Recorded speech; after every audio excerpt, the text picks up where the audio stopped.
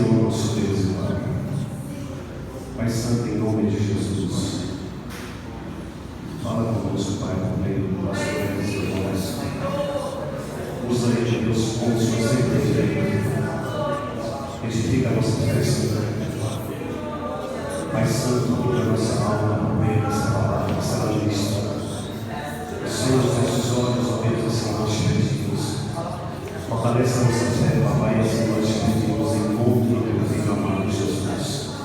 E eu te agradeço por essa oportunidade que o Senhor concedeu a cada um de nós, que estamos aqui na tua presença e poder ler a voz de Deus por meio do teu Filho. Assim eu te louvo, Pai, te agradeço no nome de Jesus.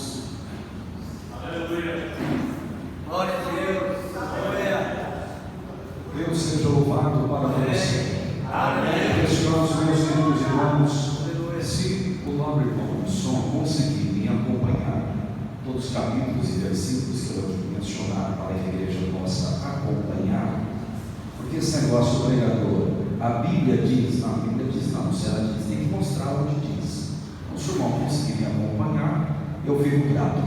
Eu quero saudar a igreja do 1 Coríntios, capítulo 15, versículos 57, 58, 59, que nos diz: mas graças a Deus por nosso Senhor e Salvador Jesus Cristo, portanto, meus amados e meus queridos irmãos, sede firmes e constantes, sempre abundantes na obra do Senhor, sabendo que no Senhor o teu, nosso trabalho não é em vão. Quero também aqui nessa oportunidade saudar o nobre dignatário, líder eclesiástico, pastor Normando, juntamente com a sua digna família, aqui presente, uma terceira carta de João, como lá não tem capítulo, apenas versículo 2, que nos diz assim: o meu desejo é que em tudo lhes vá bem, que vocês tenham muita saúde, assim como bem vai a vossa alma. Sem perda de tempo, por favor, 1 Tessalonicenses, capítulo 5, versículo 1, de forma sucessivamente, nos diz o texto em apreço: no demais, irmãos meus, acerca dos tempos e das estações,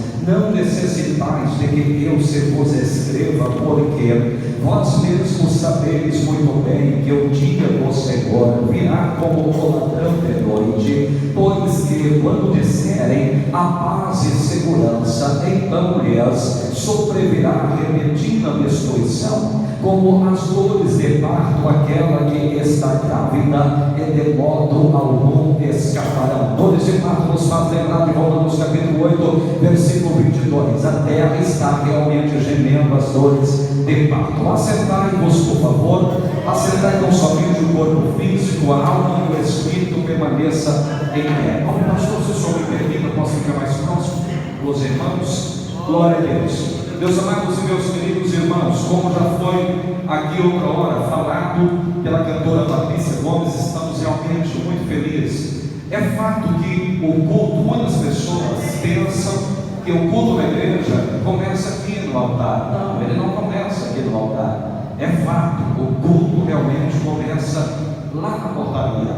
E com certeza a gente é tão bem recepcionado pelos nossos irmãos, que é aquele ditado, né? Quem vem uma vez, volta segunda, e muitas das vezes termina permanecendo por ali, porque é tanto amor, é tanto carinho. A Bíblia diz que tudo é uma questão que está relacionada ao amor, né? As cartas de João, capítulo 3, é o amor. Eu não sei se o Zezé de Camargo não fez inspirado nisso, mas o capítulo 3 nos diz que é o amor. 1 Coríntios, capítulo 3, nos diz também que é o amor. Tudo é o amor. Você pode fazer de tudo nessa vida, mas o capítulo 13, a partir do versículo 1 de 1 Coríntios, diz que tudo está relacionado ao amor. Então, amor é o que a Santa Igreja tem. A igreja de Filipos foi conhecida como uma igreja que amava, a igreja da coinonia, a igreja aos Coríntios também, a igreja da coinonia, a igreja da comunhão, porque pagava sobre eles realmente o verdadeiro amor ágape, não o amor filéus ou o amor elos, amor filéus, mas o amor ágape, aquele amor que é real, aquele amor que é puro, aquele amor que é verdadeiro. Então estamos felizes, esta igreja está de parabéns. Queridos irmãos, eu não vou dizer-lhes que o relógio é o nosso inimigo. Não, o relógio não é o nosso inimigo. O mas para nós ganharmos tempo, a minha esposa gosta quando eu começo a falar do número 1 ao número 12 do relógio, o significado desde o número 1 ao número 12, mas vamos ganhar tempo. Eu sei que o texto em apreço, ele é de conhecimento de todos os nossos amados irmãos. Algumas coisas me chamam a minha atenção, não saia de 1 Tessalonicenses, por favor, deixa a sua Bíblia aberta, porque nós vamos discorrer um pouco, mas tudo com base em 1 Tessalonicenses capítulo 5. Nós temos que ter muito cuidado com quem nós convidamos para ministrar nas nossas igrejas, porque tem pessoa que não tem nem para si próprio, nem para ele, como que vai ter para a igreja. E a Bíblia nos diz que é muito importante o povo de Deus conhecer a Torá, conhecer os pergaminhos sagrados, conhecer a Bíblia Sagrada, a palavra de Deus. Oséias capítulo 4, versículo 6 nos diz: o meu povo erra, e quando erra porque lhes faltou conhecimento. 2 Pedro capítulo 3, versículo 18: crescei na graça e no conhecimento. Salmo 119, 11, versículo 11, versículo 105 nos diz: lâmpada para os meus pés é a tua palavra, luz para o meu caminho. Guardei a tua no meu, para eu não pecar contra, é a palavra. Apocalipse capítulo 1, versículo 3: bem-aventurados são aqueles que leem, bem-aventurados são aqueles que ouvem as profecias deste livro, porque o tempo está próximo. Isaías capítulo 40, versículo 8: Eclesiastes erra, José as folhas, todavia a palavra de Deus subsiste e permanece para sempre. João 15, versículo 7 nos diz que se nós estivermos em Deus e na sua palavra, nós pediremos tudo que nós quisermos, está no plural e não no singular, nos será concedido. Então tudo é pela palavra, tudo que foi feito pela palavra. Ao Gênesis, ele disse Deus haja, conforme ele ia falando, as coisas iam acontecendo pelo poder da palavra. Eu só creio em batismo com o Espírito Santo se estiver como base a palavra. Eu só creio em milagres se ter como base a palavra. Eu só creio em movimentos espirituais se ter como base a palavra. Tudo é pela palavra, é a palavra do eterno. É a palavra de Deus. Mas eu quero partilhar com os senhores e senhoras. Oh, amado, desculpa, estou falando tão rápido. Nem sei se está dando para acompanhar. Vou tentar falar mais pausível. Eu sei que o texto é conhecido por alguns dos nossos irmãos, Tessalonicenses, 1 Tessalonicenses, capítulo 5, versículo, de forma sucessivamente. Algumas coisas desse texto, irmãos, me chamou muito a minha atenção. Vou tentar falar o mais plausível possível, para que os irmãos possam entender, compreender, porque a gente às vezes olha para o relógio, a gente quer acelerar um pouquinho, e normalmente isso é coisa de itinerante. Pastor itinerante, já viu como é que é? A gente termina se empolgando, a gente começa a introduzir na primeira marcha, primeira, segunda, de repente, quando olha, já está de quarta aqui, né? Mas vou fazer de tudo para ser bem mais plausível aqui, ser bem sucinto em minhas palavras, para que os irmãos possam entender, até porque a minha intenção é que os senhores e senhoras venham entender a palavra de Deus, absorver no máximo a Bíblia, a palavra do Senhor nosso Deus, porque ela nos é muito importante. Afinal de contas, a palavra cura, a palavra liberta, a palavra vivifica, transforma, enfim, é a palavra. Então vamos ouvir um pouco a palavra do Senhor nosso Deus. O que me chama a atenção do texto em apreço, qual foi lido por nós aqui nessa noite? É porque quando ele dá início, interessante, ele começa dizendo assim: no demais, irmãos meus. O que o apóstolo Paulo estava dizendo? Ele estava dizendo o seguinte: olha, esse assunto é um assunto que já foi tanto tratado, nós já falamos tanto sobre esse assunto, que não haveria nenhuma necessidade de eu ter que discorrer-lhes acerca deste assunto, porque afinal de contas é um assunto, senhores e senhoras, que vocês conhecem muito bem. Não haveria nenhuma necessidade de eu ter que lhes falar novamente sobre este assunto. Olha, acerca dos tempos e estações, Mateus capítulo 24, versículo 1, já vamos falar sobre tempos e estações, mas ele se referia a Mateus capítulo 24. Acerca dos tempos e das estações, não necessitais de que eu vos escreva. Por quê? Vós mesmos sabeis muito bem que é o dia do Senhor. Aí me chamou a minha atenção, porque é fato que nas páginas sagradas o dia do Senhor aparece 27 vezes na Bíblia Sagrada, no contexto da Bíblia Sagrada, sendo 24 vezes no Antigo Testamentário e 3 vezes no Novo Testamento. Já quando por outra parte do dia de Cristo aparece apenas 3 vezes, que seria o caso de Filipenses capítulo 1, seria o caso de 1 Coríntios capítulo 15, seria o caso de Colossenses capítulo 2. Então, ou seja, o dia de Cristo aparece apenas 3 vezes, e essas 3 vezes que ele aparece está explícito e se encontra unicamente, exclusivamente no Novo Testamentário e não no Antigo Testamentário, que para mim, para você, para nós seria logo assunto de séria meditação. Pois bem, o dia do Senhor, aí me chama a minha atenção, querida, amado pastor, demais obreiros aqui presente, noiva do eterno Deus, porque eu, você, nós entendemos muito bem que no contexto da Bíblia Sagrada existe uma diferença doutrinária, uma diferença teológica e uma diferença de função no que diz respeito ao dia de Cristo e ao dia do Senhor, até porque o dia de Cristo é uma coisa e o dia do Senhor é outra coisa totalmente diferente uma da outra, estão e está subdividido. Como assim, pastor Eliseu Gomes? O que é o dia de Cristo? O que é o dia do Senhor? E essas dores de parto? Aqui vem a seguinte pergunta: será que eu, você, será que nós já não estamos? Eu vou aqui tentar explicar isso um pouco sobre o dia do Senhor e o dia de Cristo. Segure um pouquinho. Será que nós já não estamos vivenciando Romanos capítulo 8, versículo 22? Será que realmente ela diz que o mundo está sofrendo as dores de parto? Será que nós já não estamos vivenciando realmente essas dores de parto? Eu não sei se os senhores e senhoras aqui já prestaram atenção no seguinte: a questão não é a dor do parto em si, pastor. A mulher só sabe que a criança vai ser gerada, não é pela dor do parto em si. A mulher só sabe que a criança vai ser gerada quando se intensifica o processo de contração. Aí então essa mulher sabe que a criança vai ser gerada, mas não é o fato da dor em si, é quando a dor se intensifica o processo da contração. Senhores e senhoras, nós estamos percebendo nesta última hora da noiva de Cristo Jesus, 1 João capítulo 2, versículo 18, vimos, é já a última hora para a igreja, última hora para Satanás, pastor, para Satanás também. Apocalipse capítulo 12, versículo 12: ai dos que habitam na terra e no ar, porque Satanás desceu a vós com grande ira, sabendo que ele tem já pouco tempo. Nós estamos vivenciando os momentos finais, que é chamado de raptos, arrebatamento da igreja.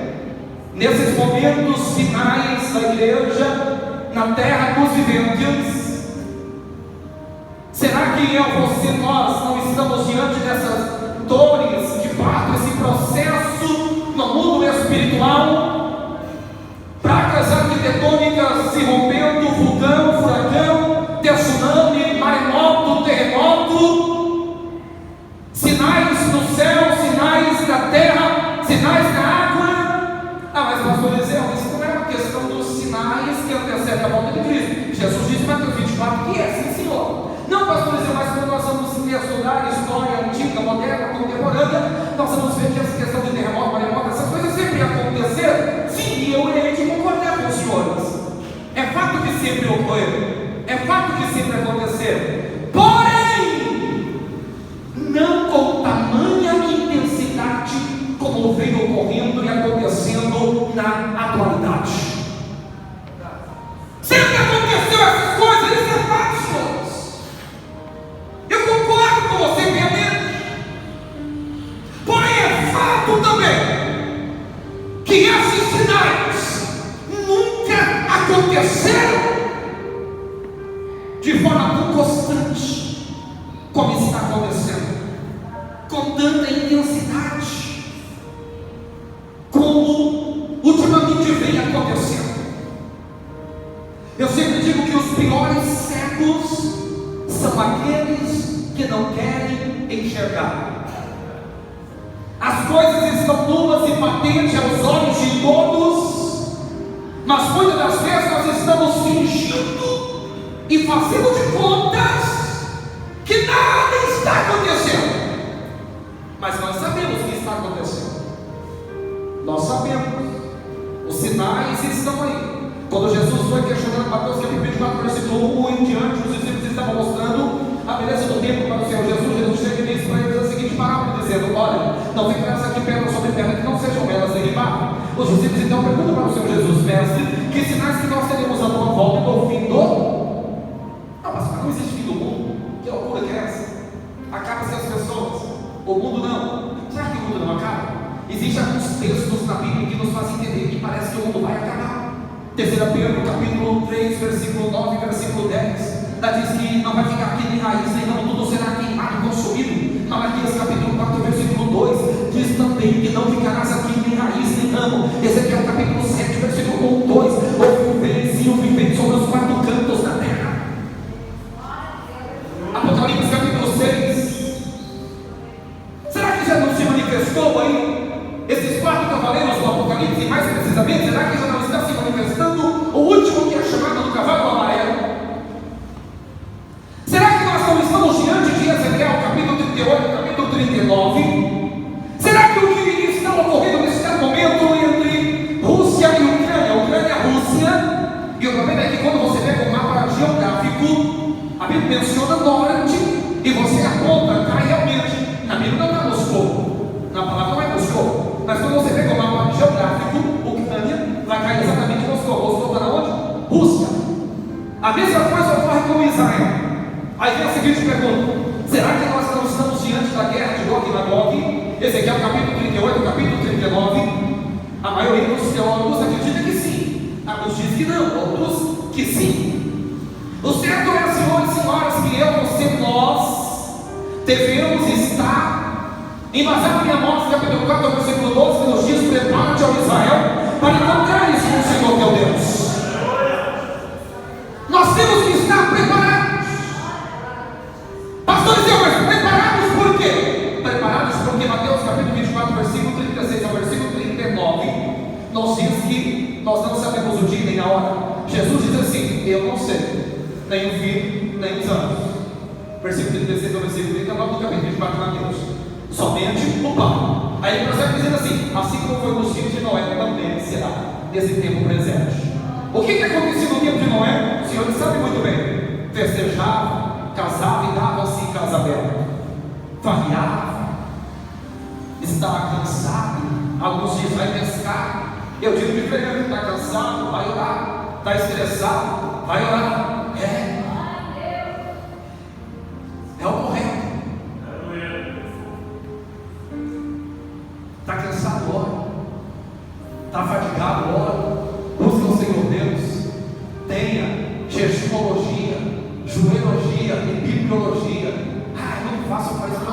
Você é uma pessoa teóloga. Eu não disse que eu sou teólogo. Eu não falei nada aqui. Eu estou dizendo para você ter jejumologia, joelologia e bibliologia. Tem pessoa que nunca fez teologia. Deixa eu só colocar um ponto aqui. Mas acontece que ele é um apaixonado por Bíblia, revistas, jornais. Então, se você perguntar de alguma questão, ele não é médico, formado em medicina, mas um pouquinho ele sabe, um pouquinho, só um pouquinho.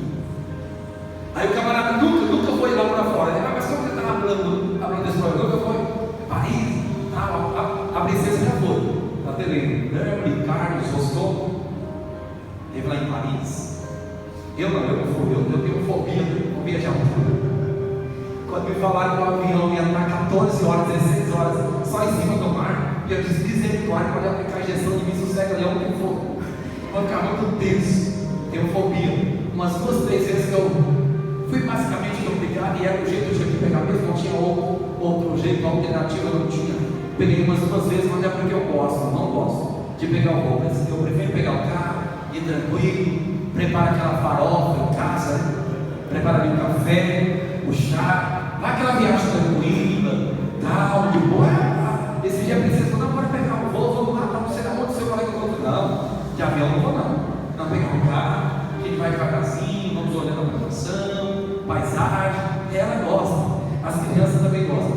Pois bem,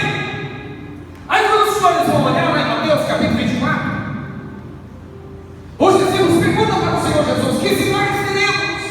A palavra está no plural e não está no singular. Acerca da tua volta e do fim do mundo.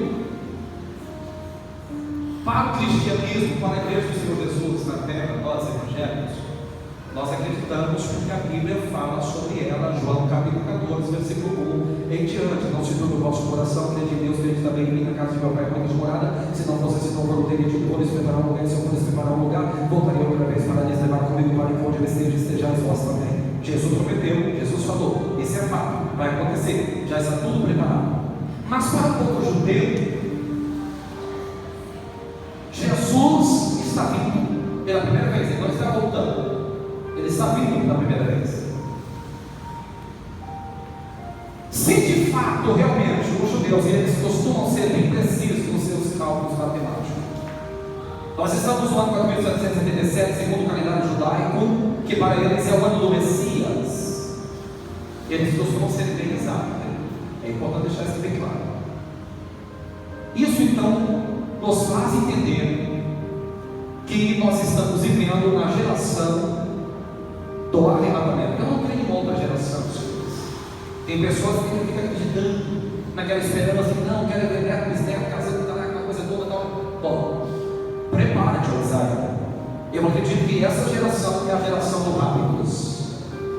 E vai acontecer muito rápido. 1 Coríntios capítulo 15, versículo 52, nos diz que é no abrir e fechar de olhos.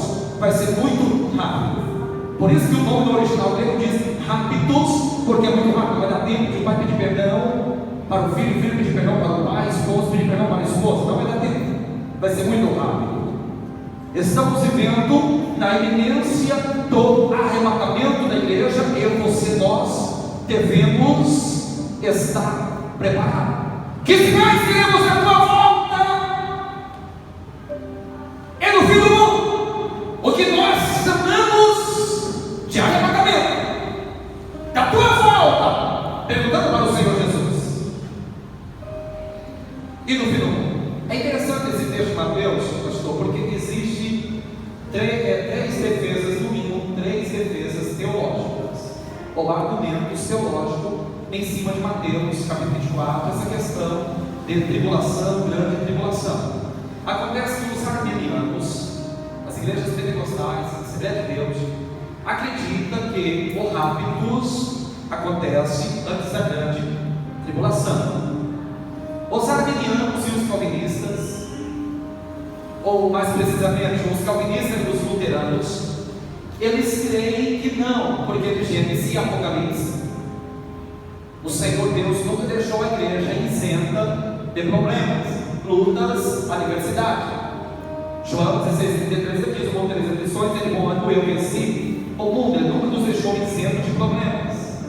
A gente sempre vai ter problemas, luta, adversidades, e o que devemos fazer é confiar no Senhor, acreditar no Senhor, confiar na força do teu poder. Ele não diz que aqui na terra, enquanto nós aqui estivéssemos, estaríamos isentos de sentir dor ou de ter algum problema.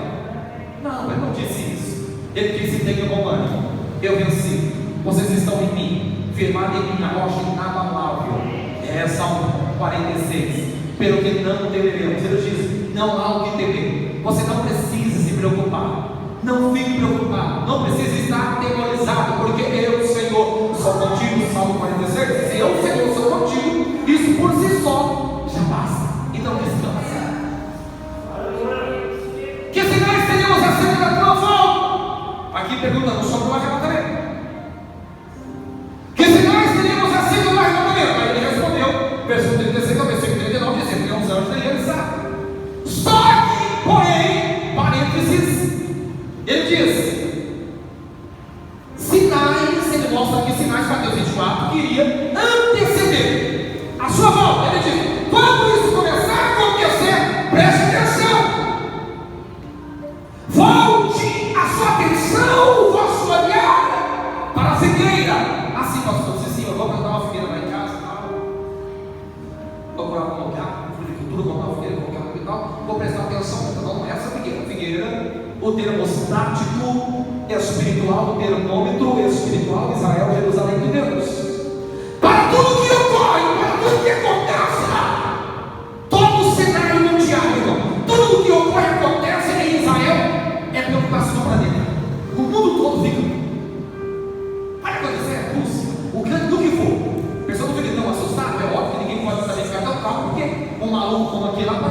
tricar o dedo em algum Sinai, destruir aí a terra 6 vezes, com as armas, os armamentos do que ele tem. Confiar só em Deus, é óbvio, mas quem guarda é Deus.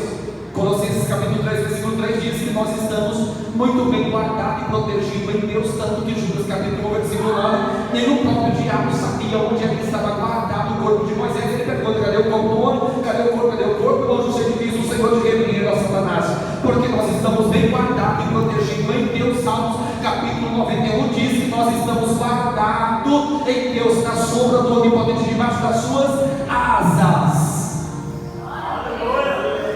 Aí Mateus 23, Jesus fala assim: quantas vezes eu quisera, ó Jerusalém, quantas vezes eu quisera, assim como a galinha apanha os seus pintinhos e os coloca debaixo das suas asas para os proteger, quantas vezes eu quisera fazer o mesmo com vocês, mas vocês não conseguem entender a minha voz.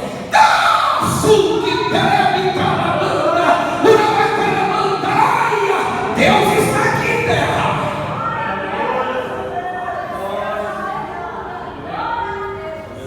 Aí Jesus fala sobre os sinais. Olha, fique atento, preste atenção. Quando começar a acontecer, é chegada a hora, é chegada a hora. Mas pastor dizendo: como assim arrebatamento da igreja? Como assim o dia de Cristo? Eu vou deixar-lhes a Bíblia lhes explicar melhor. Por exemplo, 2 Reis capítulo 2, versículo 1 em diante. E havendo, pois, Deus o Senhor de levar Elias ao céu com redemoinho, Elias partiu com Eliseu de Gilgal. E disse Elias para Eliseu: fica aqui, porque Deus o Senhor me enviou. Betel, casa de Deus. Observe que todas as vezes Elias falava: fica aqui, Eliseu sempre respondia com a seguinte palavra, dizendo: vive o Senhor, fica com a alma que eu não te deixarei. Nos faz lembrar de Ruth capítulo 1, versículo 16, quando ela disse: olha, vive o Senhor e vive a tua alma que eu não te deixarei. O teu Deus é o meu Deus, aonde tu vives eu irei, e minha morte me separará de ti. Mas capítulo 2, versículo 9 em diante, nos diz assim: e havendo, pois, Elias passado, Elias disse para Eliseu: pede-me o que queres que te faça antes que seja dobrado de ti o meu espírito. Eu disse Eliseu para Elias: peço-te que haja porção dobrada do teu espírito sobre mim. Disse Elias para Eliseu: coisa que você me pedistes, porém se deveres quando fores tomado de ti, assim se te fará, porém senão não se fará. E indo eles andando e falando, eis que um carro de fogo com cavalos de fogo separou um do outro, e Elias subiu ao céu com redemoinho, que vendo Eliseu clamou: meu pai, carros de Israel e seus cavaleiros. Ele nunca mais ouviu, e tomando a capa de Elias que ele caía, chegou e parou as margens do rio Jordão e disse: onde está o Deus de Elias? E as águas se abriram para um e para o outro lado, e ele passou em seco. Mas pastor Eliseu, o que tem a ver? Tem tudo a ver. A conotação desse texto nos leva ao Gênesis capítulo 5, versículo 24, que nos diz. O irmão conseguir acompanhar, pode jogando algumas coisas aí. E andou Enoque com Deus e não se viu mais, porquanto Deus para si o tomou. Observa, senhoras e senhores, que essas suas histórias. Mas pastor, que loucura que é essa? O que tem a ver com o dia de Cristo? O que tem a ver com arrebatamento? Preste atenção, tudo a ver. Há 1208 anos antes deste fato de 2 Reis capítulo 2, acontece um fato semelhante ao Gênesis capítulo 5, versículo 24, que nos diz: e andou Enoque com Deus e não se viu mais, porquanto Deus para si o tomou. Observe, senhoras e senhores, que essa história de Enoque e Elias é algo que está tipificado, é algo que está figurado ao arrebatamento da igreja. Senhoras e senhores aqui presentes, é fato que Elias e Eliseu, eles não sabiam o dia nem a hora. Eles não sabiam o dia nem a hora. Mas eles andavam debaixo da profecia.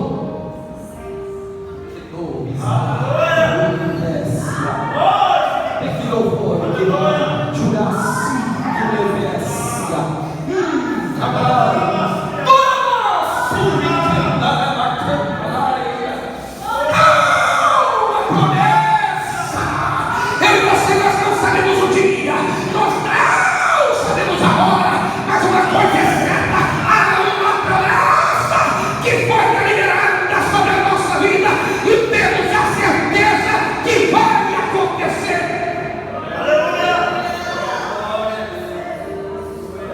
Afinal de contas, ele não é homem para que viva, nem filho do homem para que se arrependa. Ele prometeu, ele vai cumprir.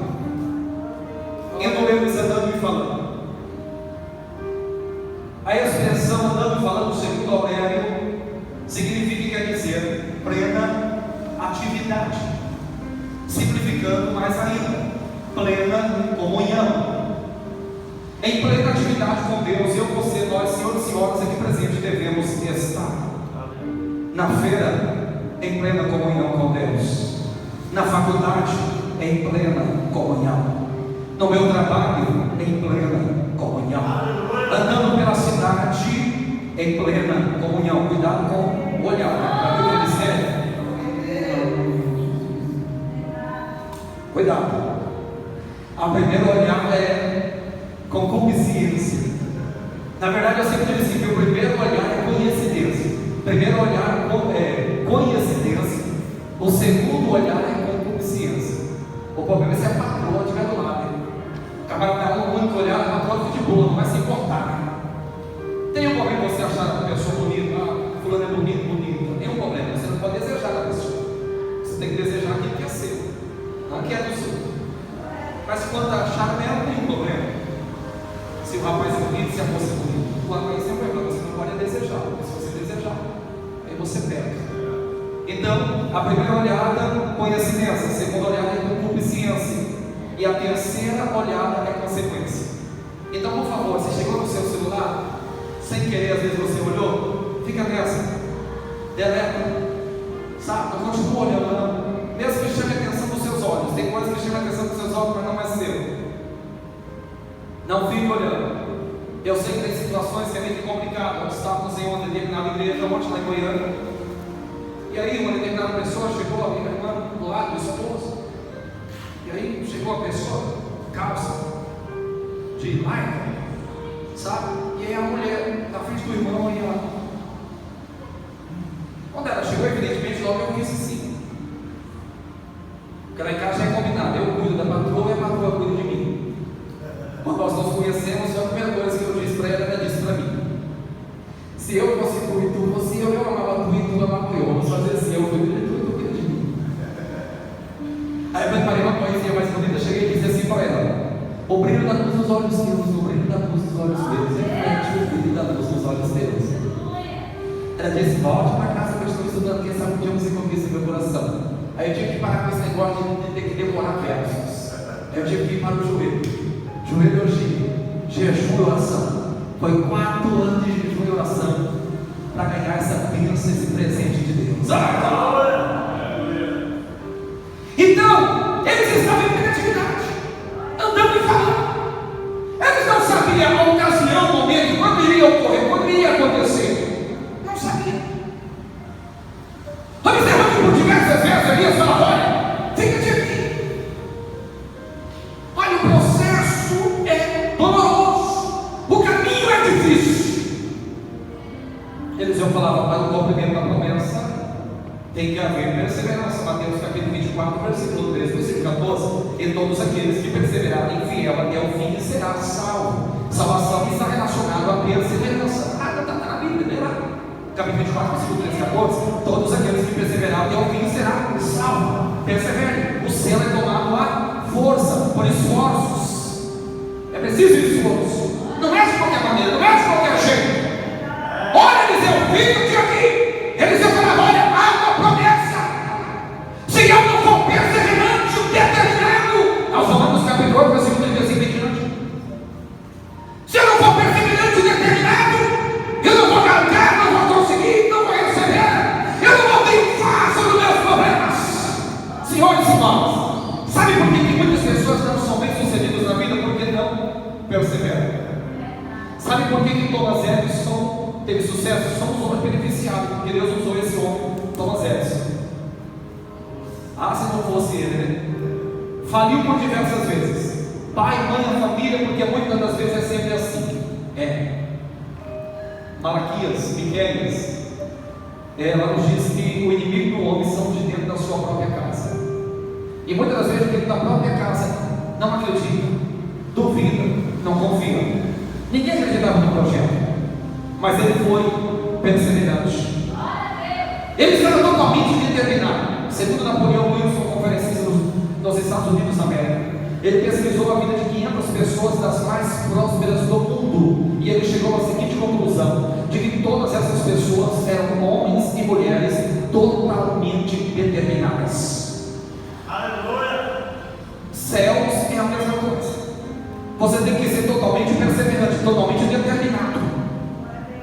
Se você focou, está focado em Cristo, Paulo diz aos Romanos, capítulo 8, versículo 35 em diante, ele diz: olha, nada me separará do amor de Cristo. Pode vir nudez, espada, perigo, meio que vier, eu estou conectado em Deus, eu estou conectado em mim, ligado em mim. O meu alvo é os céus, eu sei o que eu quero para a minha vida, o que eu quero é Deus. Por isso é importante nós, em primeiro lugar, saber o que nós realmente queremos para a nossa vida.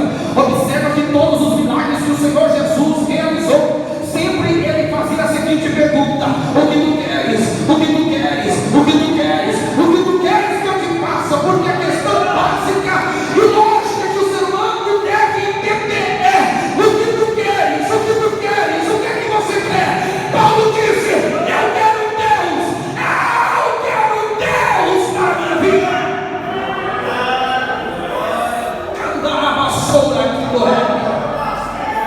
Eu quero Deus. Esse é o segredo. Está conectado em Deus.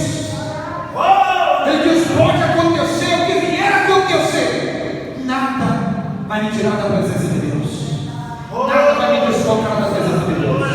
É impressionante como tem pessoas muitas vezes dentro da igreja que deixa se levar por quaisquer situação, por questões tão supérfluas, tão banais. Não vou mais à igreja, não vou mais à campanha.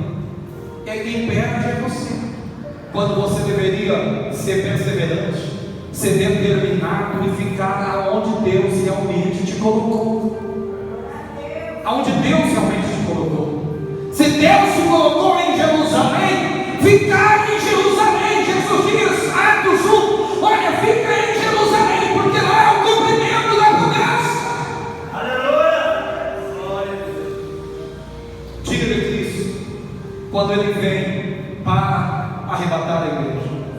Agora escute, é impressionante. Existe um sinal extraordinário do arrebatamento da igreja. Joel capítulo 2, versículo 28, algumas traduções diz: nos últimos dias diz Deus. Outras traduções já diz Deus, do meu espírito derramarei sobre todas as carnes. Nos últimos dias diz Deus, do meu espírito derramarei sobre todas as carnes. Eu acredito que antes do arrebatamento acontecer, nos momentos finais da igreja na terra dos viventes, eu creio no cumprimento de Joel capítulo 2, versículo 28. Atos capítulo 1, versículo 14 nos diz que todos esses estavam unanimemente unidos e reunidos em oração. Atos capítulo 2 é a base e fundamento de Joel capítulo 2, versículo 28. Pois Atos capítulo 2, versículo 1 em diante nos diz: e cumprindo o seu dia de Pentecostes, estavam sendo todos reunidos no mesmo lugar, quando de repente sobreveio do céu um vento como que de um som impetuoso e veemente, e encheu toda a casa onde estavam sendo todos assentados, e foram vistas por eles e duas repartidas como que de fogo, os quais repousavam sobre cada um deles, e começaram a falar em outras línguas conforme o Espírito Santo do Senhor lhes concedia que falassem. Todos foram cheios do Espírito Santo de Deus. Eu creio que antes do arrebatamento acontecer, a noiva do Cordeiro na terra dos viventes há de ser cheia do Espírito Santo de Deus, cheia do poder de Deus, inflamada na unção do Espírito, para ganhar almas para Cristo, porque já é a última. Estamos vivendo dias difíceis e trabalhosos, isso é fato. 1 Pedro capítulo 4, versículo 1, 1 Timóteo capítulo 4, versículo 1, 2 Timóteo capítulo 3, versículo 1. Paulo nos falou sobre esses dias difíceis, sobre esses dias trabalhosos. É assim, tanta coisa que a cabeça vai esquentando, o computador está esquentando. Então Paulo fala sobre esses dias trabalhosos, sobre esses dias difíceis, que eu e você, que nós passaríamos, que nós iríamos vivenciar na terra dos eventos. O arrebatamento da igreja, o raptus está para acontecer. Porém, quando o arrebatamento da igreja diz o que está para acontecer, eu digo o seguinte: ai dos desviados, que a Trindade atividade satânica encontrar aqui na terra daquele dia. Isaías 3 nos diz que os poderosos, os grandes, tentarão fugir, escapar da ira vindoura do Deus vivo, procurarão esconder em cavernas. Apocalipse capítulo 12 também nos diz que os poderosos, os grandes, reis, governadores, os príncipes vão tentar esconder em cavernas para tentar se esquivar, fugir da ira vindoura do Deus vivo, mas não vão conseguir. Os seres humanos estão procurando se esquivar dos problemas. Hoje no mundo existe mais de 339 bunkers, abrigo nuclear subterrâneo, 80 metros de profundidade. Os poderosos. Eu acredito que um de nós não temos condições de comprar um pequeno quarto com um banheiro é $1 milhão. É dinheiro demais. Eu não estou preocupado com isso. Estou preocupado com essa questão de bomba atômica, guerra, isso aquilo. O que pode acontecer vai acontecer. Deus tem o domínio de toda a situação. As coisas não vão sair do controle, porque Deus tem o controle. Tudo está na mão do Senhor. E Colossenses 3 diz que eu estou muito bem guardado e protegido pelo Senhor nosso Deus. Aleluia. Então não há o que temer. Então isso seria basicamente algumas dessas referências, o que nós poderíamos chamar de dia de Cristo. Agora rapidamente, dia do Senhor. Sofonias capítulo 1 versículo 14 em diante nos diz: o grande dia do Senhor está perto, o Senhor está perto e se aproxima. Aquele dia é um dia de indignação, é um dia de alvoroço, é um dia de densas trevas, é um dia de trombento e de alarido contra as torres altas e as cidades fortes. Amargamente clamará o poderoso, porém nem o seu ouro nem a sua prata os poderá livrar do furor do Senhor, porque certamente Deus, o Senhor, fará de todos os moradores da terra uma destruição total e repentina. Aleluia. Glória a Deus. Mas é bom conferir tudo, hein? Porque nossa Bíblia às vezes não está na Bíblia. Mesmo o pregador falando sério, é conferir. Aurélio diz que repentina. O que é repentina? Repentina, segundo Aurélio, significa que quer dizer. Por isso que a gente tem que saber quem a gente coloca aqui. Aí o camarada pega e fala assim: repentina significa. Ele esquece que dentro da igreja tem um camarada com um celular lá. O camarada pega e fala assim: o grego diz isso. E a pessoa tem um celular. Exatamente para pegar o pregador e vai na hora lá. Dogs, tem que lembrar de dogs. Ele vai lá correndo e pega lá para ver se significa aquilo que o pregador falou. Sabe? Por isso que a pessoa tem que colocar quem realmente sabe o que está falando, com precisão. Porque a pessoa vai conferir lá no celular rapidamente. E hoje até a Bíblia. Tem pessoa que não traz mais a Bíblia para a igreja. Não traz mais. Alguém perguntou: pastor, como que eu faço para decorar? Não é o celular, não fala você decorar. É aquilo que Napoleão Falcão falava antigamente. O pregador, para pregar uma mensagem, você deve lê-la, estudá-la, no mínimo na sua casa, antes de pregá-la, no mínimo 10 vezes. Para se ser um operador, na minha época, eu que vim lá no Pantanal, no Grossense, sou matuto, caipiruna, tinha que conhecer as cartas de João, todas elas, para ser operador. Tinha que conhecer as cartas. O povo hoje não conhece praticamente quase que nada de Bíblia. O povo tem preguiça de ler a Bíblia. Não lê, passa o tempo todo assistindo o nó. O próprio não fala só de nó atribulado, o nó, porque realmente dá o nó. Depois o nó e tem umas irmãzinhas que é apaixonada na nó e a vela em cima. Depois a irmãzinha está lá com a vela em cima de si. Vai estar lá: vocês oram por mim, vocês oram por mim. O crente 6 horas é sempre assim. Quando é 6 horas, está lá ele, aquela: tô fraco. Quando eu tô fraco, lá para ele, lá para ela: tenha dó, Jesus! Tenha dó, Senhor! Prepare e leva aquele crente falador, coitado, tesoneiro, já anda desconfiado. É briga para todo canto, calúnia para todo lado. E se ele não tem dinheiro, xinga Deus, Satanás. Meu Jesus, o que foi desse crente? Porque ele já não quer viver mais. Mas vamos lá. O dia do Senhor. Após o dia de Cristo. Em vez de quando a gente faz essa brincadeira, porque eu sei que a mensagem é uma mensagem, para alguns dura, a mensagem de impacto, então até por uma questão de psicologia, a gente, para suavizar, cria um mecanismo para os irmãos sorrir, para não ficar aquele negócio muito assim: meu Deus, o mundo está acabando.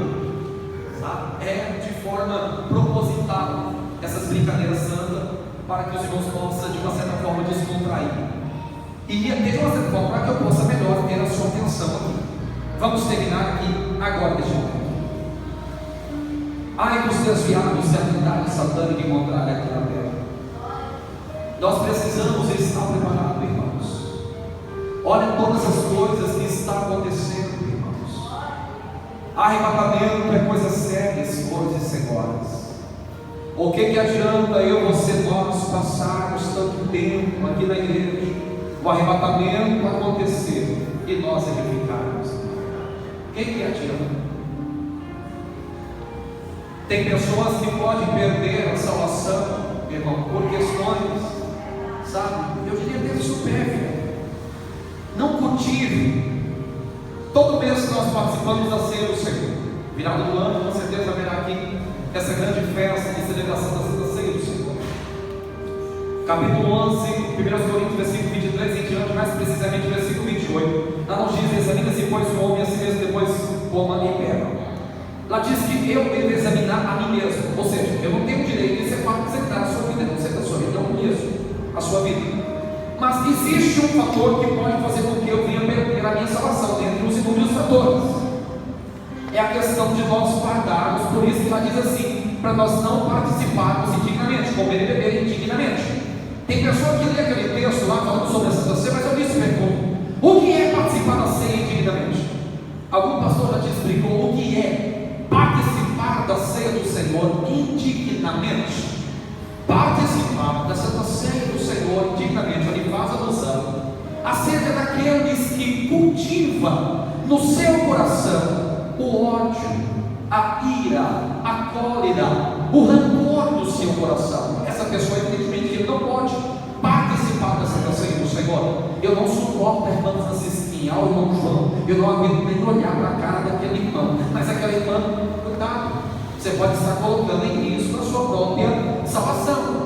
E você não tem que participar da Santa Ceia para mostrar para as pessoas que você está apto a participar da Santa Ceia do Senhor, que você está em comunhão. Eu vou participar porque se eu não participar, o que vão pensar, o que vão falar de mim? Você tem que participar porque realmente você está em comunhão com Cristo Jesus, o nosso Senhor, com a igreja do Senhor Jesus, com o seu próximo. Se coloca nos vossos pés, deixa eu orar por você. Aleluia! Eu quero orar por você aqui agora. Aleluia! Eu quero usar o poder da palavra e decretar o milagre de Deus sobre a sua vida aqui agora neste momento.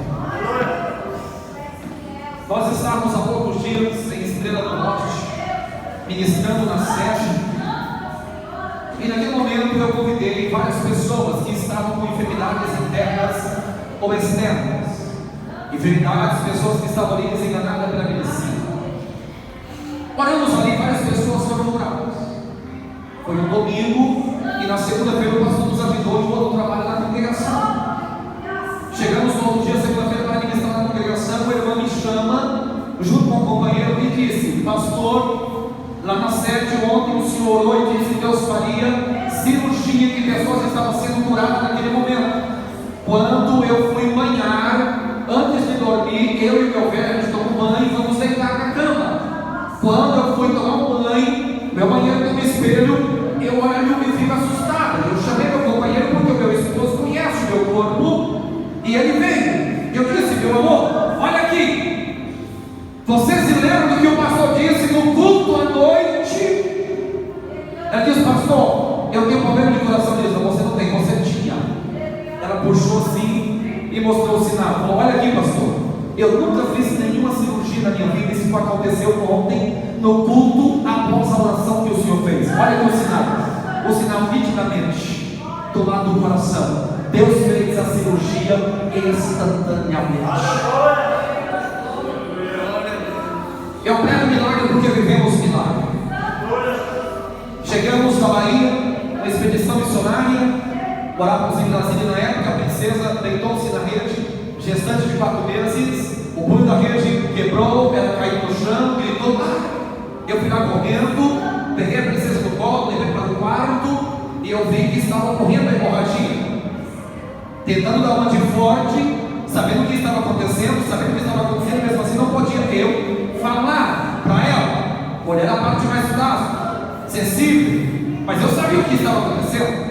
Peguei o carro e corrimos para o Hospital do Gama. Quando chegou lá no Hospital do Gama, o médico pegou vários aparelhos procurando ouvir os batimentos cardíacos do coração da criança, não conseguia ouvir. Então chamou uma sala à parte e disse assim: pai, mãe, sinto muito, mas eu preciso lhes dizer, seu filho não resistiu, morreu.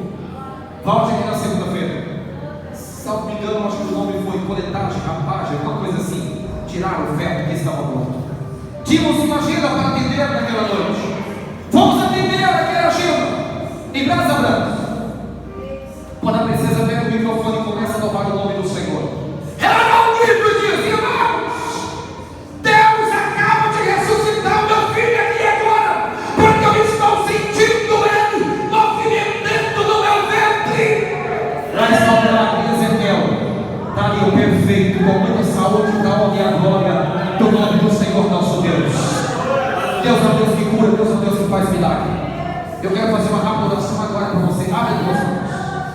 Oh, a sua Papai disse assim: desde o momento quando tu começaste a ministrar a minha palavra, visitei a coluna do meu servo, e a dor insuportável que ele sentiu para me mandar a coluna não vai mais sentir, porque eu sou o Senhor da vida dele e estou curando ele aqui agora. A brandura e as terrebras em calafácio e decântio e coronai. Do lado esquerdo, a irmã estava com um tumor. Do lado esquerdo, embaixo dos seus seios. Me diz Deus, o Senhor, que o caroço do tumor já desapareceu aí agora. Em nome do Senhor Jesus. Abraço, Nérgia. Alabacambraia. Abre as tuas mãos aí em terra. Eu quero dar com você agora. Pai das luzes, querido, fiel, justo e verdadeiro. Eu oro agora pela vida desse homem, dessa mulher. Eu ordeno agora em nome do Senhor Jesus que toda enfermidade interna ou externa, cansaço físico ou mental, diabetes, colesterol, astrose e astroporose, toda anomalia, toda mal-estar, sai agora, desapareça agora. Este corpo é o templo do Espírito Santo, não templo da enfermidade. Seja curado agora, seja curado agora, restaurado agora, pelo poder da palavra, pelo poder do Evangelho. Seja renovado agora, em nome de Jesus, em nome de Jesus. Receba o teu milagre agora, e as portas se abrem agora, agora, agora, em nome do Senhor Jesus. E que onde abundou o pecado, que possa superabundar a graça de Jesus Cristo, o nosso Senhor. E você que entregou o teu milagre, dê uma forte salva de palmas agora para Ele, porque Ele é Deus.